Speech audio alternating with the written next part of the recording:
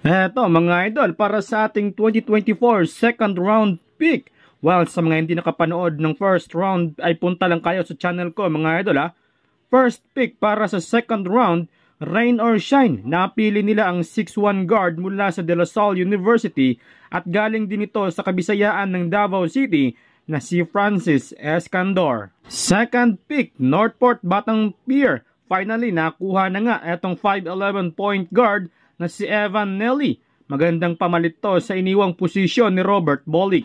Third pick, Terra Firma. Select 6'3 forward, Conrad Joey Katapusan. Fourth pick, Rain or Shine. Select 6'2 forward mula sa National University na si MJ Malonzo. Kaano-ano kaya nito si Jamie Malonzo, ano?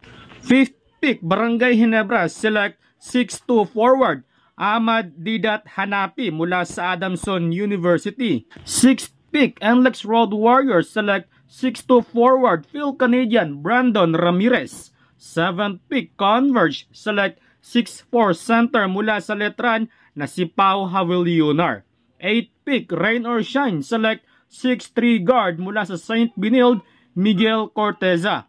Ninth pick, Converge. Select 6'5 forward mula sa De La Salle University na si Ben Phillips.